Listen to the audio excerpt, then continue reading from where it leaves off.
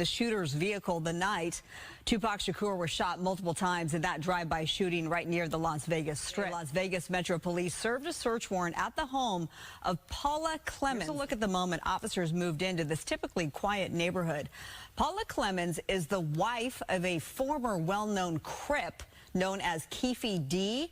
Keefe D is the uncle of Shakur's rumored killer, Orlando Anderson.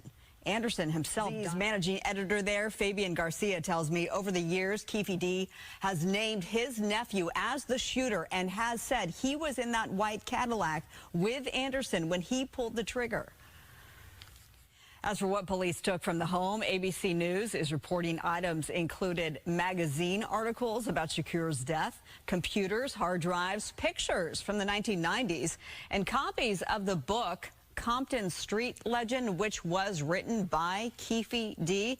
So the big question now is, why now? TMZ reports Vegas police have been working on this behind the scenes. By Lena Nosizwe, she's a journalist and the podcaster behind Tupac's murder was his case.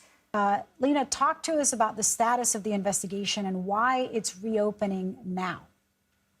Well, I think that's a really good question as to why now. And I think there's maybe personnel change. Perhaps there's something that's happened in terms of somebody coming forward. Is something quite remarkable after almost 27 years. Yo, it's Big Ant, the spokesman, man. We back. Another edition of Urban Politicians TV, UPTV. Make sure you stay on your pivot at all times, man. Had to come tap in as we approach the 27th year anniversary of Tupac's death next month in September. A lot of people who grew up listening to Tupac as kids like myself, or people that were adults at the time, or people who just understood the impact and dynamic and that how Tupac was the face of rap at the time, would never think that we'd see the day where somebody would come back this late in life and be charged for the murder in the first degree, possibly. Well, insert Keefe D. And just when we thought we seen it all, we ain't seen nothing yet. And I'm gonna add links in the description from Fox and CBS where y'all can see them two clips in the beginning. And I'm gonna get into a write-up that furthermore explains this word imminently that they have released out to the public now of how they are sending it to the grand jury in just a second. But we saw it last month and some change ago. They raided his house out there in Vegas with him and his lady. Came back, said they were taking books and anything that they think they could find that will relate to the Tupac shooting. Well, that turned up with nothing. They then said they were running tests on the bullets. That came back with nothing. And we've seen it before, what it was about, as they put in multiple reports. What he had been saying in interviews, documentaries, and what he said in his book. That means any charge that he faces from this, he brought it on himself. He did get immunity for what he gave up in the information on the case and everything. But Caden did come out and say, I was going to put the story out. I don't care about Keefe D's life. Hey, this story is more important than him, in my opinion, even though he told him it would be confidential. Here we go again. Somebody trusting the cop. I would tell y'all, don't get in no cars and shoot nobody anyways. Don't crash yourself out. Don't take nobody's life. But don't ever put your trust in the cop either if you're going to choose to go that route. But the write-up says this: Las Vegas homicide detectives are optimistic they have built enough evidence against Compton Crip gang leader Keefe D to finally close the Tupac Shakur murder case after almost 27 years, insiders have told the U.S. Sun.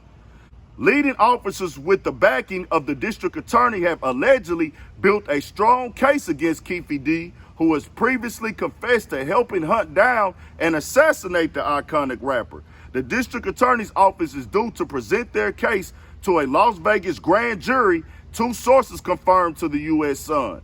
A criminal case will be brought imminently, and the district attorney is looking at first-degree murder potentially for Keefe D, based on Nevada law, one source said.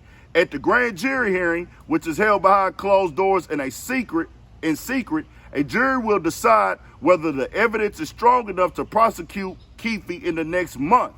Keefe, 60, has given multiple interviews and written a memoir confessing to his role in the shooting of the hip-hop legend, claiming that he rode in the car and handed nephew Orlando Anderson the murder weapon before he fired the fatal shots.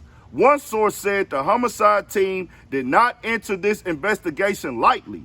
They knew that the world would be watching if they took any action against Keefe. They do not want to make any missteps.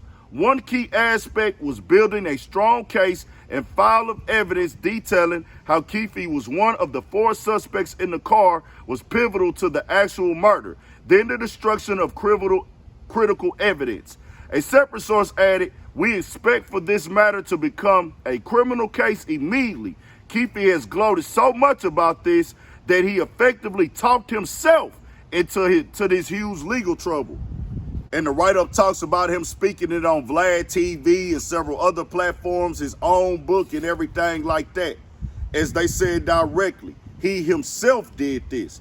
Now, he was granted that deal, but once you spoke publicly about it, you broke the deal. Why even go in public? There's no statute of limitation on murder. And like I say, I'm just not the one that's going to trust the slave catchers with my best interest of my freedom in the first place.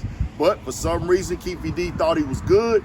The question was asked to him last year in an Art of Dialogue interview, because Reggie White said that he was going to go to jail and everything.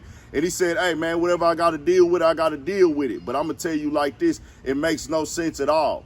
You've already told what happened in the car, in the streets. That's going to be considered snitching.